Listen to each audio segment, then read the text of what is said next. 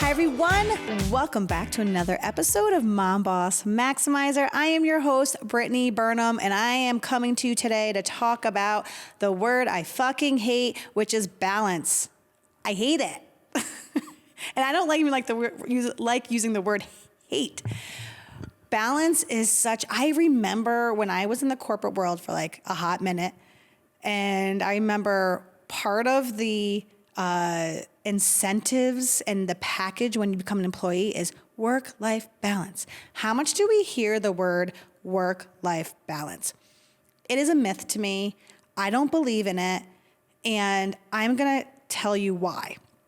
So balance says, we're gonna use this example. Balance says that if I'm here right now recording this podcast and my phone is on Do Not Disturb, and school calls me and says, your child is sick, you have to come pick her up right now, which that's usually the case every single week with my family,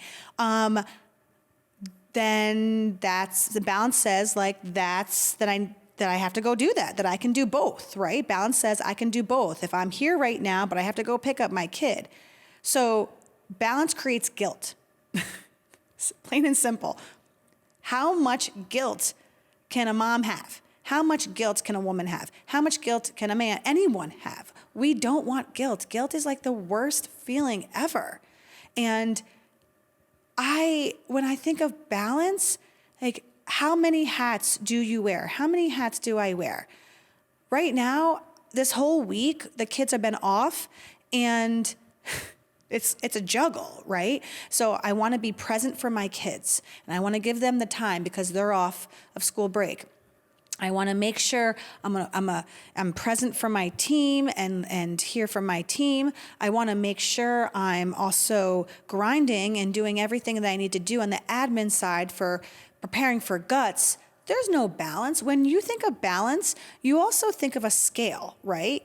One side and another side, and you hear work-life balance, but like work is one thing. Like work is what, 75% of your day, and then life is everything else, parenting, your health, working out, eating right. I mean, like every other, like being your relationships with your friends, with your family, it is everything. So when you think of balance, it's a scale. So here you are, it's like, nothing's going to be equal. It's never going to be equal. That right there is everything I can say about balance. It's never going to be equal. Why are we striving for it to be like, this is even when I hear the term, I talk to like my staff and we're trying to a better work-life balance. I'm like, take this out of our vocabulary. We're not talking about work-life balance. We're talking about how we can blend and how we can blend our time.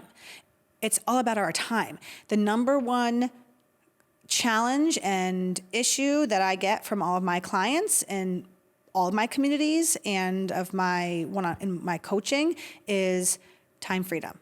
I don't have enough time. I don't have enough time. I don't have enough time to work out. I don't have time to prep. I don't have enough time to start that new side hustle. I don't have time to play with my kids. I don't have to, like, this is everything we're hearing. So today we're going to talk about balance not being a thing. I'm going to shift it. I actually never heard about this. I actually made this up because I'm in a blended family and it's very similar. So I'm going to use my blended family life into time because it's blending all these dynamics and all these ups and downs and this life into what we want to be, who we want to be, where we want to be. So everyone, and this is hard because I'm also a leader and I have a team and I'm not a micromanager, so I'm very observant and aware of, especially when you own a gym, because you're not the typical 9-to-5 and scheduling,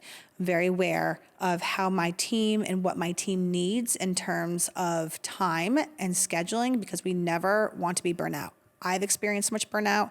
I do it to myself. I'm a martyr. I'm working on it.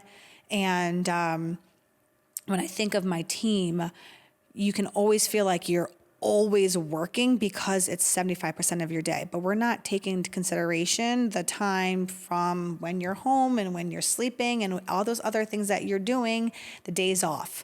So what people are chasing and pursuing constantly is more time. But you're also going to hear about like people are pursuing more money, more success, and how do we blend that, right? How does that all align? How do we get there? When I heard this, 65% of people, those who are working from home, actually, because this new shift with time and working in and out of the office, 65% of those people have reported that they are working more from home now. So that's interesting. So you get all these people who actually want to go work from home, but now they're complaining again because they're working too much. Where's the lie? So chasing this work-life balance leads to so many challenges because it's an incomplete understanding of the concept. The whole concept is I'm still shocked that these like big companies are still using this term.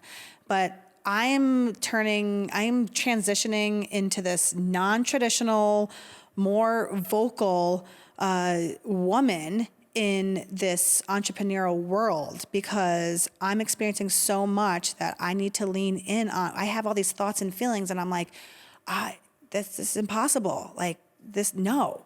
So I had an analogy from Jay Shetty. If you don't listen to Jay Shetty's podcast, definitely tune into it. He said, I love this. He's like, when you're talking about work-life balance, and it's kind of like when you're when you get at a location, but you're driving to the wrong address. So driving to the wrong address due to unclear directions, right? So that's a concept we're talking about when it comes to this word balance. So we're going to get to like the unrealistic expectations because balancing implies that you're able to handle multiple tasks simultaneously, right? Without guilt, which is completely unachievable. And for me, I'm like, one of my favorite words is achieve. Like I need to make sure I'm a great mom. I need to make sure I'm a great leader and all these things that then just produces more guilt. And then you become like in your shell.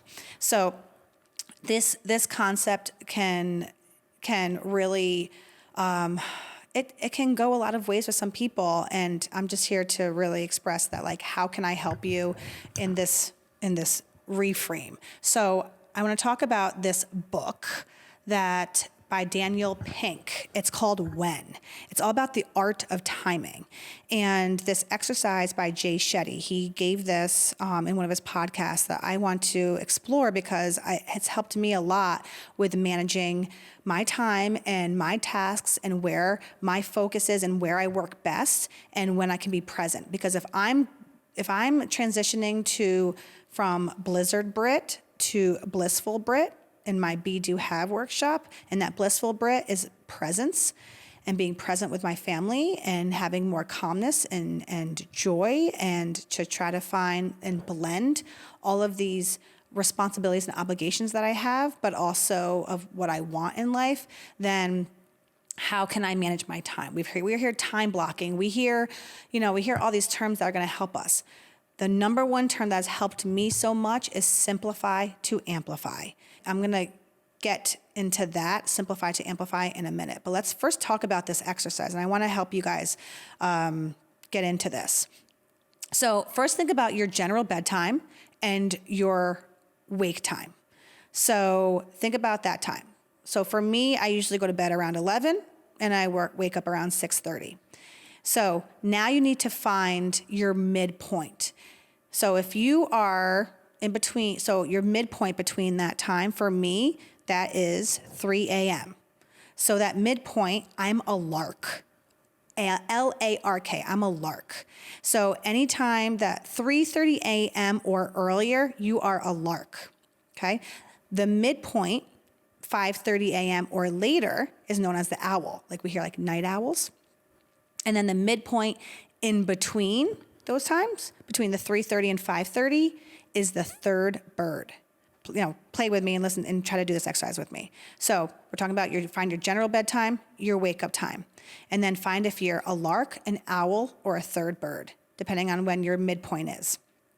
So the reason we're doing this is when you find which one you are, how can I be my best at work? How can I be my best for my family? Okay. So those are the two things that we're talking kind of like, work life. So we want to give our best energy when we're at work. We want to give our best energy when we are with our family, our friends, anyone those relationships that are important to you. So this is about talking about your chronotype. Okay. So your chronotype, this again, you can go back to that book, or I will put this information in the notes from Jay Shetty as well. So, because this is about all the myths, debunking the whole work-life balance. So we have your 4 different tasks, right? Your analytical tasks. That's your focus, okay? So your focus, that lark, for your analytical task, that lark, if you're a lark, early morning is the best time to get those analytical tasks done. The third bird is early mid-morning, and the owl is late afternoon and evening. So that's your chronotype. The next tasks are the insight tasks. That's your presence. So the lark, I'm a lark, is late afternoon or early evening. So that actually works out great. When you think about I'm a lark, I am present with my children right when they get off the bus and doing all their activities. All right. A third bird is also late afternoon and early evening. And then the owl is morning, actually. So that's the person who is present, your insight task. Next, your priorities are different in different seasons. So let's get into now your energy. So the next one is your energy. Energy for the lark is the morning. Think about, I think about everyone in the gym. A lot of the 5 a.m. and 6 a.m.ers, they are larks. I wonder what their midpoint is, because they probably go to bed at like 9 p.m., 8 p.m., 9 p.m., and they're up at like 4 a.m. What's your midpoint? Anytime between 3:30 is a lark. So their energy is best in the morning. The third is morning, and the owl is also morning. So your energy for all 3 of those states, of those chronotypes, are morning. And then the last one is planning. So that's we're talking about time here, right? So planning. Lark is going to be early morning, and the third is early to mid-morning, and your owl is late afternoon and evening. So when I was reflecting off this, I was thinking like, wow, sometimes I work really great in the morning. Sometimes I work really great at night. It depends on what season I'm in. It also depends on how much sleep I had. It also depends how my day was. So this is just an exercise of what was given in that book about finding out your chronotype and when you are best at those 4 different tasks, which is your analytical, your insight, which is your presence, your energy, and then your planning. So when we're talking about simplifying to amplify, I'm going to go back to that. It is all about that to-do list. So when I go back to my to-do list a year ago, I used to put the date on my list every single day and write down 10 to 15 to 20 things a day. Right now, I'm going to slash your to-do list by 80%. Now, what was given to me is, what are your top 3 priorities? If women are all about to-do lists. I just remember growing up, my mom used to have to-do lists all over the house. My to-do lists on my desk, at home, were everywhere. It makes you feel overwhelmed, doesn't it? When you check that off, it feels so good. But when the rest of the stuff is on your list, aren't you more stressed? You didn't feel productive. You didn't feel accomplished. So I'm telling you right now, when we're talking simplify to amplify, you're going to simplify your to-do list and put the top 3 priorities of what you need to get done that day. So therefore, because you're going to have distractions, there's going to be distractions throughout the day. There's going to be some things that out of your control that are going to happen. And what we don't want to feel when we're done with our day is feeling that I'm not good enough. I'm not worthy of this. This is what we do. And we put these self-limiting beliefs in our heads, and then it just becomes a hamster wheel. I am so guilty of this, and I've been practicing this so much more, and it really is helpful, because that to-do list really creates a lot more guilt, a lot more stress, and a lot more overwhelm that I've heard this over and over again. We underestimate what we can do in a year and overestimate what we can do in a day. So by that, I'm telling you right now, that simplified to amplify message, it's as simple as that. Amplify your time, your day by simplifying all the priorities of what you need to get done.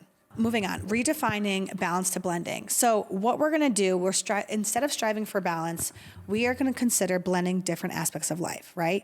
So when we're talking about each of everything that's going on in our life, whether between our relationships, our activities, our work, that blending is all, and that distributing that time is going to be a challenge, but it's also going to be, so it's also like that fact that you can just be aware that I cannot be in two places at once. I cannot be doing three things at once. It's constantly doing. Less doing, more being. How can we blend in these things so it's not a constant, like we just talked about the simplify and amplify, a hamster wheel. This is normal. We all feel this way.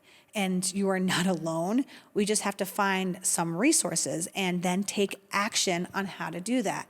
It is always a work in progress. Some things might work for you, some things might not. A couple things I've done, I haven't been consistent, and it's all about creating those habits. So everything that we're talking about from the other episode, from identity shift and then work-life balance, it is all aligned. Because if you're in this identity shift and you're trying to in your identity shift of like between your career and you're trying to start this side hustle, and it might turn into a new business, like where are you going to blend in all the other things in your life in your time? So it is all encompassing. So when we're talking about the seasons, I want you to approach each season differently and recognize and start being aware of these seasons. And when we talk about the seasons, it's interesting. I talked about it with my small group, Unfiltered Freedom, and the winter, spring, summer, and fall, they're all like what we actually experience in what the actual season is. So like if you're in the winter season, you're more hibernating and you're closed in a little bit more and you're resting. The winter is about rest and hibernating, and you're maybe just like experiencing the end, like the burnout part, or experiencing like a huge success and you just need to just relax and rest and find that. So that's the winter season. Then you come in the spring, and that's when the seeds are starting to be planted. And in that season, you're starting to prepare. So we talked about the chronotype, and one of those aspects of life is planning. So that spring season is a lot of planting, because the summer, everything's blooming, right? So when you're blooming, you feel the success, you feel the effects and the outcomes of everything that you worked for during that spring. And then the fall is that harvest. Like that is like coming down from all of that success, from those outcomes, and reflecting on it.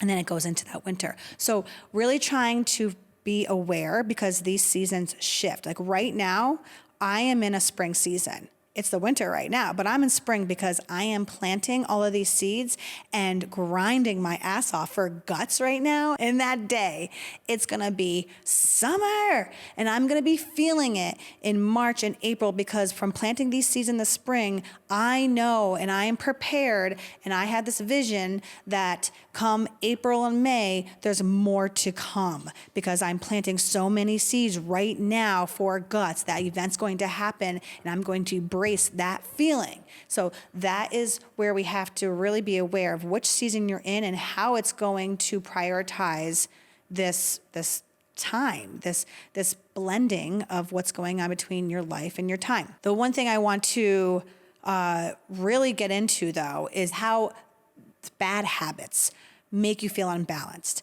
So I'm going to end this with a lot of the bad habits that we tend to acquire, and we tend to be consistent with these bad habits, which are really going to affect and impact this type of blending. So what we want to avoid is your lack of sleep. Sleep is number one. I mean, anywhere, that's something, I don't have a problem with sleeping. I'm very fortunate, but 8 hours. And we say 6 to 8 hours. When you feel those 8 hours, like that one extra hour, you feel so different. So lack of sleep, we're avoiding. All right. That's going to really, really hurt you. Whatever you're dealing with in this blending of this time in life. Overworking, becoming burnt out, poor time management. We're avoiding that unbalanced habit, that time management. This is what we're trying to help with. Unhealthy eating habits. Goodness, I'm like so guilty of this, especially more so recently and trying so hard. It's never going to be perfect. It's a work in progress, but unhealthy eating habits, you're going to see like how much this affects everything from your mood, your sleep, your energy. Exercise, neglecting exercise is like, we need to avoid this. You're not going to feel balanced at all. I just said to John, my pod guy, right behind the lens over there, I just said, oh, everyone's sick. Everyone's sick around us. Guts is going to be live with 100+ women I have like 20 speakers. I have over 20 sponsors. It is going to be an epic event that I've never done before. So I need to stay healthy.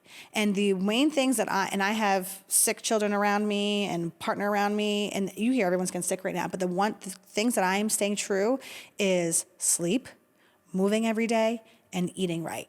Those 3 things that I can just like keep that habit strong. It's not going to be perfect, but those are 3 things: moving, eating, and I just had my middle finger up, and sleep. I said moving, eating, and sleeping. All right. What else to avoid is ignoring your mental health.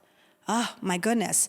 That has been a game changer for me. I just got a new therapist. Oh my gosh. I have to share I actually want to ask if they would want to be an ad or a sponsor in my podcast, because I was given this site, this app, through my friends when I went to the Scottsdale. This is why you got to get into rooms. You got to get into rooms with people who are going to help you, because I have been struggling trying to find a new therapist. And I put in everything that I needed. Help with blended family, help with parenting, help with communication, help with like all these things, my top priorities that I need. And they matched me with a person. I have been trying to find a new therapist for 3 months. Everyone's booked. Everyone is, not taking new clients. I was ghosted by, over like 20 people I reached out to. That's a problem. So when mental health is now more open and not so much taboo, and people are talking about and people are leaning into it, I'm going to share this site because it has been so helpful in just a short amount of time. And I meet with her every single week. And I've just realized that I'm not ignoring my mental health. I can say, I don't have anxiety, I don't have depression, but everyone needs to talk to somebody. So I feel more balanced now that I'm able to get that part out. And then avoid overcommitting and saying yes. No is a complete sentence. That's it. Excessive screen time, avoiding excessive screen time. I have a rule. I do not pick up my phone until 8 a.m.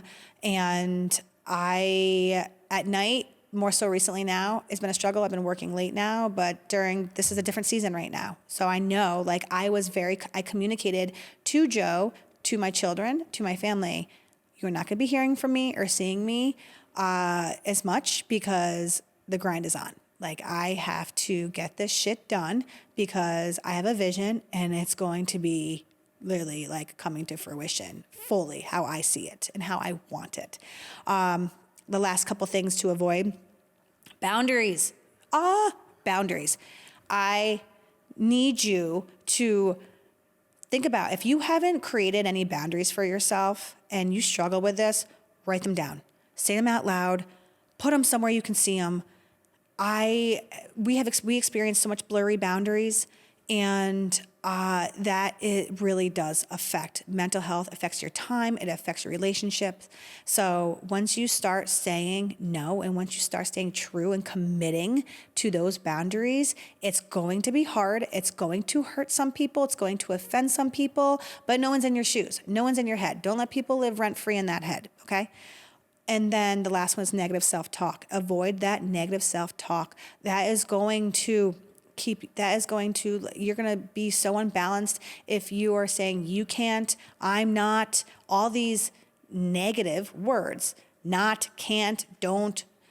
Instead, how can you reframe that whether it be putting some Post-it notes and positive affirmations on your mirror, on your phone, getting some, and giving to some people. Even giving those positive affirmations to some people makes you feel good and makes you feel more balanced. When we're talking about balance, let's try to reframe that word, because it is a scale, and it's like how can we really achieve such a thing?